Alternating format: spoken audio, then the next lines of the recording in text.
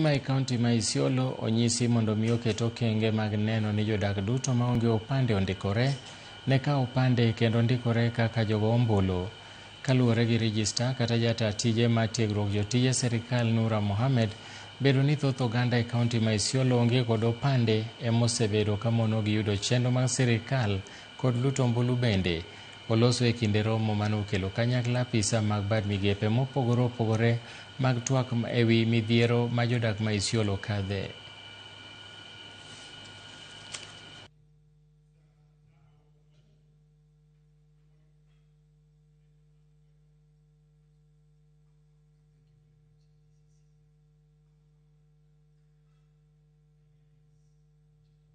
For them to contribute to the Kenya Vision 2060 or beyond Vision 2030, and for them to be useful, therefore then they must be registered. Registration in terms of, again, as a citizen, to get an ID is also important, because we realize that majority of our people here in Isiolo County,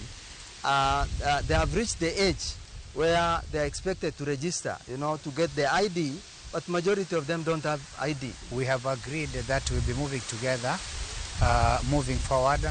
so that we can register as many people as possible, so that we make sure that quite a number of people who do not have their IDs are mopped up, they are engaged, they are sensitized, so that they can get their IDs and voters card. Again, we had all the chiefs and the assistant chiefs across the whole county, and we passed message of goodwill and a message of peace to be taken to the grassroots, especially this time when we are expecting political temperatures to rise. And we also talked about us coming back again to talk to communities that are worrying because of the cattle rustling and banditry in Isiolo and across the border.